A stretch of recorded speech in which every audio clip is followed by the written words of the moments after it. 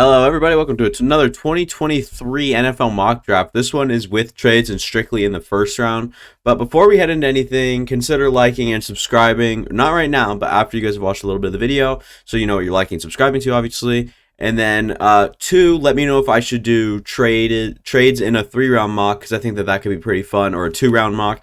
Because I did a 3-round mock and that one was doing really well, and I think you guys liked the deep insight in all the day 2 players as well. So let me know how you guys feel kind of about that. But without further ado, let's hop right in. Let's go ahead and start this draft up. And this is completely predictive. I don't think that I'll be doing a kind of what I would do mock draft, because I'm not too insightful on all these players, tapes, strengths, weaknesses, and whatnot. But what I am going to go ahead and do here at number 1, take the more prototypical size profile quarterback, that is CJ Stroud, at number 1. And then at number 2, I think that these two are pretty much set in stone to be the first 2 picks. It just depends on what order. But CJ Stroud off the board for me at 1, Young at 2. I think both those teams are happy. Here, we're probably going to see the first trade, and it might not be who you guys exactly think, right? We've seen so many rumors about most of these teams, you know, popping up. Maybe Atlanta up to 3 for Anthony Richardson, or Atlanta up to 5 for Anthony Richardson if he gets past 4. But at this spot, I'm going to say Tennessee trades up, obviously, with the Arizona Cardinals.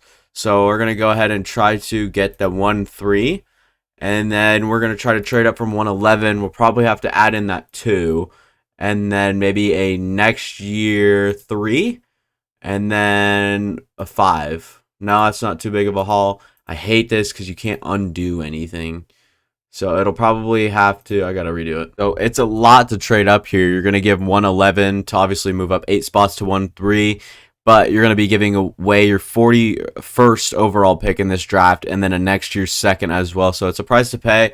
Perhaps you could even get more if you're Arizona, but at this point you're just looking for assets to build the pretty bad roster you have. So we're going to go ahead and make the trade. Tennessee up to number 3 for their future quarterback, who they find in Anthony Richardson, who might sit behind Tannehill for a minute. So this will shake things up in the draft big time. Anthony Richardson trade to number 3. Indianapolis got absolutely robbed at the position. Maybe this is something you can trade down for if you want Will Levis a little bit later. Maybe look to trade down with Atlanta or, you know, Chicago again if they want to.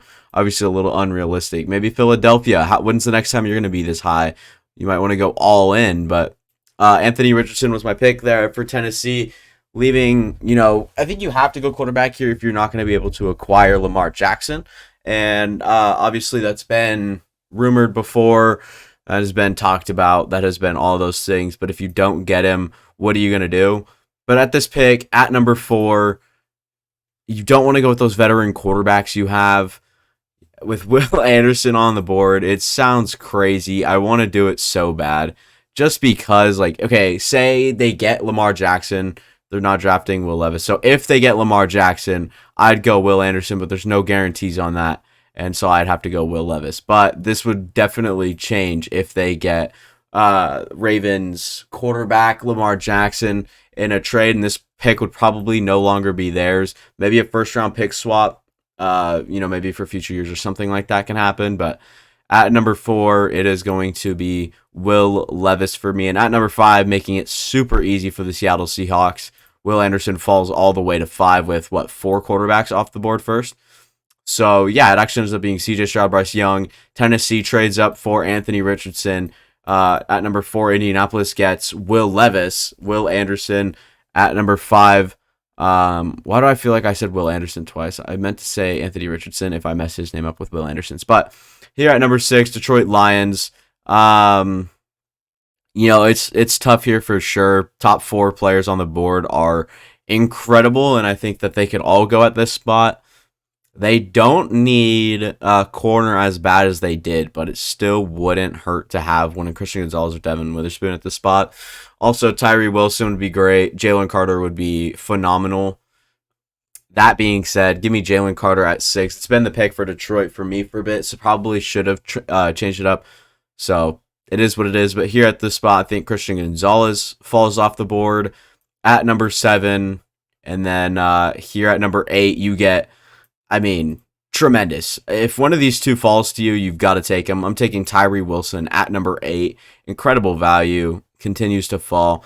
Paris Johnson, you don't have to necessarily go with him now. You can get Peter Skoronski in a little bit if you want to trade down as well. But it's kind of who would be willing to trade up.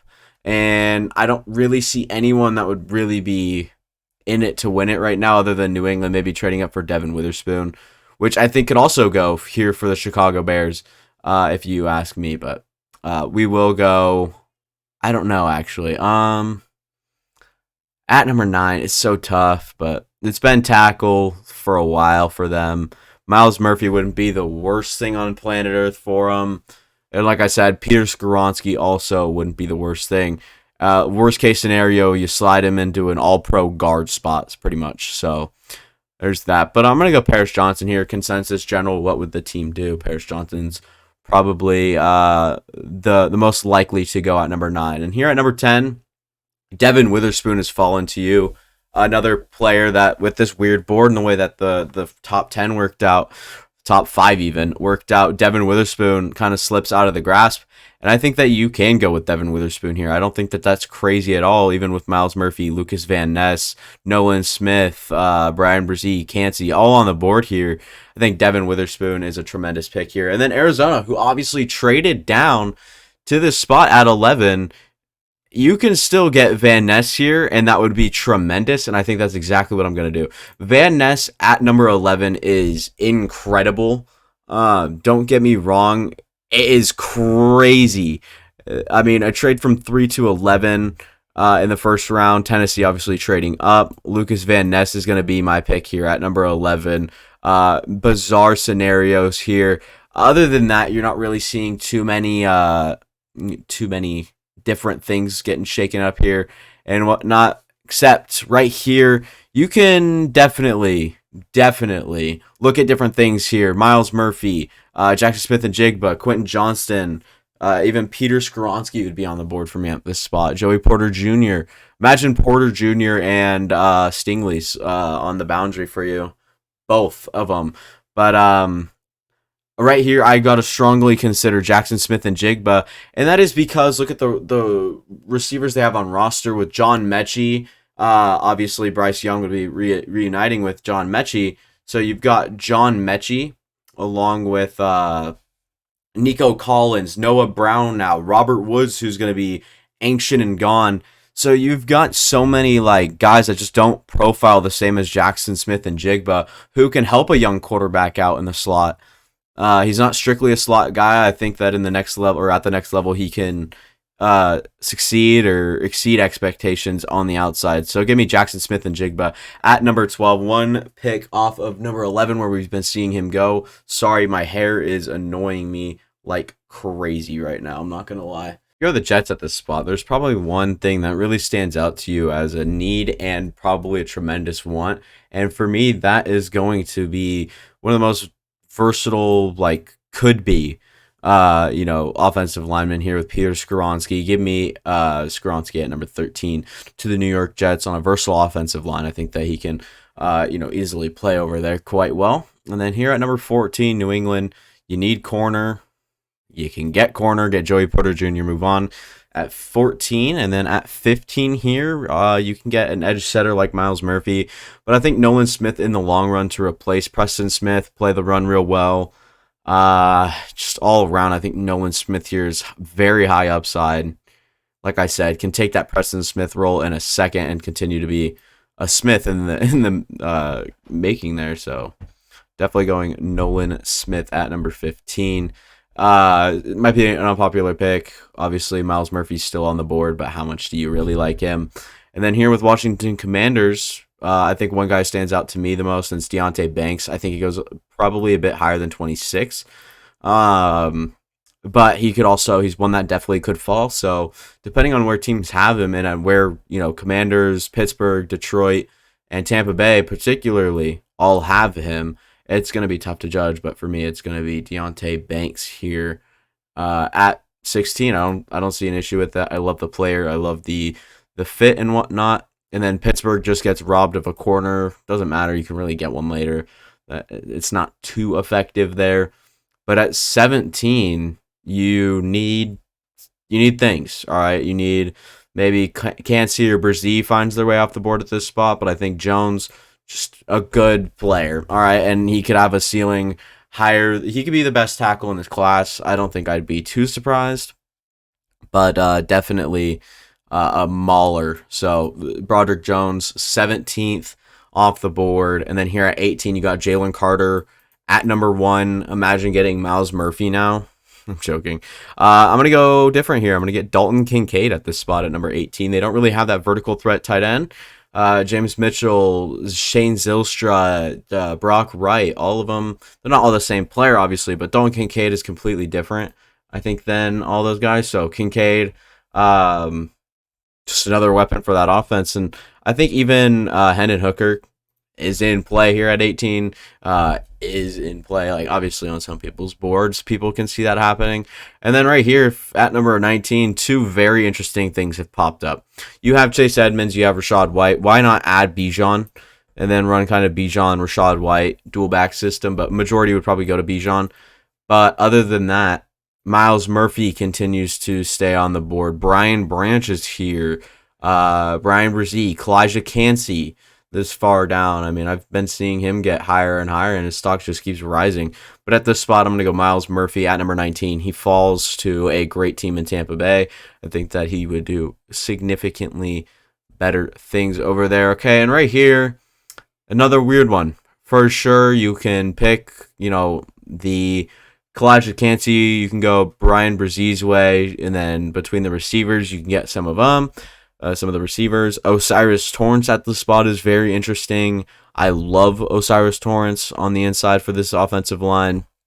But it all comes down to, what you're going to want to do at this spot. And I think that they're going to want to address, something, right? And I think if you get Kalijah Kancey at this pick, it's crazy. It's crazy, I know. But if you get Kalijah Kancey at this pick, he can develop behind Draymond Jones and Jarran Reed, and eventually it'd be Draymond Jones on one side, Kancey on the other, in the interior, develop some edge rushers around him, and I think that Kalijah Kancey has huge upside, can play all around the defensive line, not quite off the edge, but I think that he could play over a guard and not quite like rush the center or interior offensive lineman. I think he might be able to move around, do different things for you. It'd be a fun little scheme related thing you get with Kalijah Kancey for sure. Maybe a 3-4 defensive end. I think that's what they want to call. I don't know my schemes. All right, chill out. But I'm thinking. All right, I'm thinking that's what's up. And then here, one player stands out to me, and I'm going to draft him no matter what. No one can talk me out of it, not even myself. Right here, I can see a trade down with like Minnesota or something that is trying to jump Baltimore for, Quentin Johnston probably. And I might end up doing that, but if they steal, Minnesota steals Quentin Johnston, do they go Jordan Addison or the player I want to draft here, which is Bijan Robinson? Austin Eckler, who knows where he's at? All things considered, we don't know where he's at. We don't know where contract talks are. We heard that Brandon Staley said that they had to be respectful of pretty much Eckler and what he was doing for him and whatnot. So right here, I can see just about 5 different things, all honesty. Michael Mayer, Jordan Addison, Quentin Johnston, Bijan Robinson. Even if you want to take Brian Branch at the spot, you can. Zay Flowers, Brian Brzee would be a huge addition to the interior of this line. Lot to look out on, lot to kind of work around here. But at 21, it is tough. Could trade down. Do you want to, though? I don't know. I think it all depends on what like Minnesota would be willing to kind of give up. Because to have Quentin Johnston on a Minnesota offense, I'm in love with that right now. Unfortunately, as a Packers fan, that would be kind of terrible to see, especially with our corners right now. I'm going to explore this trade here. Okay, this trade is broken here. This trade simulation thingy is so broken, but 21 for 23, you're moving up 2 spots, and it says that you get 3 4th-round picks, but I just do 1 here and then maybe add in a 6th and whatever you want to add in, but I'm just going to trade it. I'm just going to move Minnesota up, and I'll take Quentin Johnston at the spot. But this is the risk of trading down if you are the Chargers, is Do the Baltimore Ravens take Bijan or Quentin Johnston? That wasn't that great of a scheme fit, I'm not going to lie, but to have him and whatnot, it is a little different here at this pick here at 22. If you want to roll with J.K. Dobbins, go right ahead. Pick Zay Flowers or Jordan Addison. Both weird players, different players. Me personally, I've seen Zay Flowers is very high on people's boards. Not quite on the same page with that. Yeah, he can be good, for sure. But I mean, other guys just are a lot better, I guess, in my eyes. We'll see how that kind of works out when, obviously the real league comes around and whatnot. But here at 22, I'm just going to take Jordan Addison. On the other side of Rashad Bateman with Duvernay in the slot, Addison can move around even into the slot. I'm sure that he would excel there as well. But at number 22, Addison off the board, good pick, and Bijan is still on the board. I'm not sure if you have Austin Ekeler at this time. I don't even know if that matters, as Ekeler is now 30 years old now, right? And then I think Jacksonville Jaguars are sprinting to get this pick in right here to Brian Branch. And then here with the New York Giants, it's a lot different. Obviously, a lot different. For me, it's probably interior offensive line. Osiris Torrance being on the board helps. But if Osiris Torrance is off the board, this is a trade down spot for sure. Thinking the next best is probably Avila, Mock, or Schmitz there. But I've heard good things about Tipman and Whippler as well. Andrew Voorhees right now dealing with a torn ACL. Probably won't be ready for the beginning of next season. So that's a little bit of a bummer too. But at the spot, I mean, who would want to trade up? All things considered, it's probably New Orleans to get Brian Brazier or something like that, but I couldn't tell you. So at this pick, obviously the Giants up on the clock. Osiris is on the board. I'm taking Osiris. I don't think that there is even a doubt about that one. And then here for the Dallas Cowgirls, could they possibly go like Jalen Hyatt or Josh Downs, or they want to stick with the consensus and go Zay Flowers? They want to pick up a corner in Cam Smith. Do they want Anton Harrison to eventually do something for him? It depends on what you're doing at this spot, and I think that matters a lot of how many different ways you can go and which way they're gonna go. Two totally different things. I'm not sure. And it's especially tough without Bijan on the board, honestly.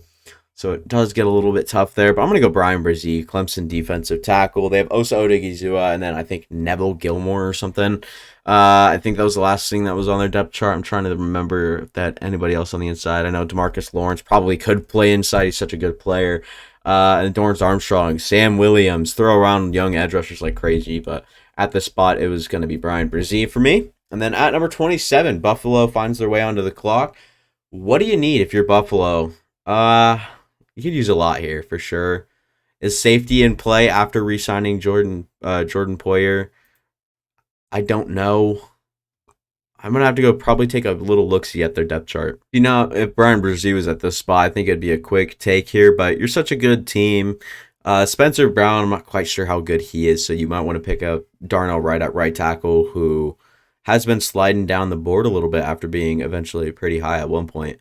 So for me right now, I'm probably weighing towards Darnell Wright. You probably don't need Zay Flowers, Deontay Hardy, Trent Sherfield, Khalil Shakir, Stephon Diggs, Gabe Davis, all on roster. I don't think that that's necessarily a main need. Obviously, your safeties are getting a little older. You can get that down the board. So at this spot, it's a trade down spot for sure. But would I trade down here, like all things considered in a mock draft? I mean, anything can happen in the real life draft, but I just can't think of anything anyone would really want to move up for other than Michael Mayer, Cam Smith, or Darnell Wright. So if you're a desperately good team that needs like a desperate, reach at one of these spots or anything like that, you could, but I just don't. I can't think of anyone of that situation. Maybe there are some tight end needy teams out there. Sure, you can pop up, get Michael Mayer, but it's such a deep tight end class. I don't think you really want to do that. But Darnell Wright will be the pick here at right tackle for me for the Buffalo Bills. Cincinnati comes onto the board, and they get tight end right here. They can get Cam Smith right here. Anton Harrison wide open. Darnell Washington for me, though, going to be the pick. I love the kid. Should be incredible. I know Michael Mayer, third tight end, it could be the fourth if Tucker Kraft or Luke Musgrave, Sam Laporta, Schoonmaker, Kuntz, Davis Allen, Latu. Want to go ahead of him. I'm sure Michael Mayer would be the next one off the board for the team of desired needs here. And then at this spot, I'm just gonna go, I've seen Keanu Benton here before. Not thrilled with that. I'm gonna go Mozzie Smith, Michigan defensive tackle. They just need interior badly. I think Mozzie Smith could be a potentially good player for them. And here at 30, I'm gonna do it again. I'm gonna take Jahmyr Gibbs at this spot. You lose Miles Sanders, you have Rashad Penny. Imagine Rashad Penny and Jahmyr Gibbs in a 1-2 punch. Kenneth Gainwell's rookie contract probably up here soon, next 2 years probably. Boston Scott, you keep on. If anyone has an injury, Rashad Penny most likely. And then you could still move Kenneth Gainwell in and out of the lineup as you wish. And Rashad Penny, who says that he's a long-term answer. Give me Jahmyr Gibbs at number 30. You're just getting a very solid player at that spot. Then at this spot, you can take the cake here. You can go Zay Flowers, Anton Harrison, Hyatt, or DeJuan Jones. For me, it's between probably two players, and that is probably Zay Flowers and Anton Harrison at this spot, or Zay Flowers and DeJuan Jones, just depending on which one you like better. They need edge as well, so maybe you look at BJ Ojulari, and Adike Uzoma, Keon White, Adebawore, Will McDonald most likely. But at this spot, Zay Flowers is going to be the pick. I've heard it talked about how if he was a Kansas City receiver, he would excel, and maybe it expands his ceiling and his floor. So at number 31, I'll just go Zay Flowers. And that is initially the first round mock draft. But the first pick of the second round here from the Chase Claypool trade, just going to go Cam Smith and be done with it. But that was a fun little draft there with Tennessee moving up. I thought that was a fun little scenario to work through. And that'll be all for me. Thank you guys for watching. I do appreciate everyone who watched. Make sure to consider liking and subscribing. And that'll be all for me. Thank you guys for watching. See you guys.